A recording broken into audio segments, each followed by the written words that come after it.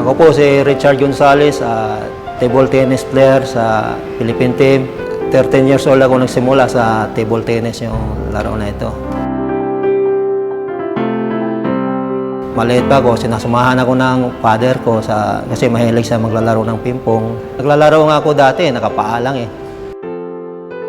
Ako po si John Marie M. Naire. I'm 16 years old. Ako ay taga Baybay, Leyte. Tuto po ako mismo sa bahay namin. Naglalaro po kami sa pagkainan dahil wala pa po kaming sariling ping-pong table. Yung papa ko sa nung time na yon, minsan may trabaho, minsan wala. Napilitan ako na magpursige talaga ng laro. Nagipagpustahan kami noon. Pag mananalo ako, mayroon kaming pambili ng pagkain. Nakataon na may tryout sa national team, Philippine team. Sinama nila ako. Nung sinubukan kong maglaro ng table tennis, una kong maglaro ng tournament, nanalo ako at sinabi ng coach ko na may potential ako. Sumali ako noon, sa awa ng Panginoon, nag-number 2 ako noon, nakapasok ako ng Philippine team. Unang sali ko sa Southeast Asian Junior, nakakuha ako ng 2 bronze at tuwang-tuwa po ako noon. Last year, meron sana akong sasalihan tournament, yung sa North American Jula Open.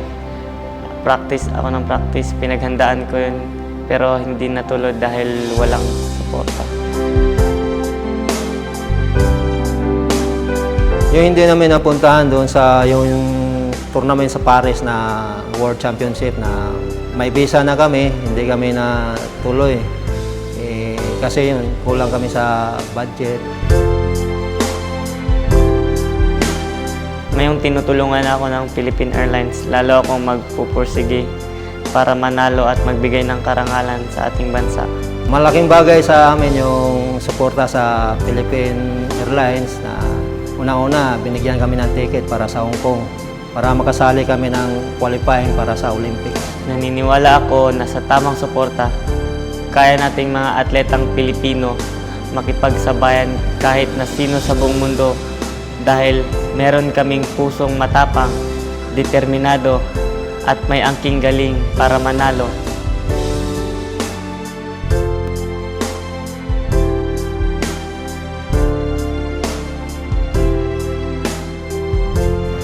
Pangarap ko po ay magbigay ng karangalan sa ating bansa, hindi lang sa pamilya ko, kundi buong Pilipinas.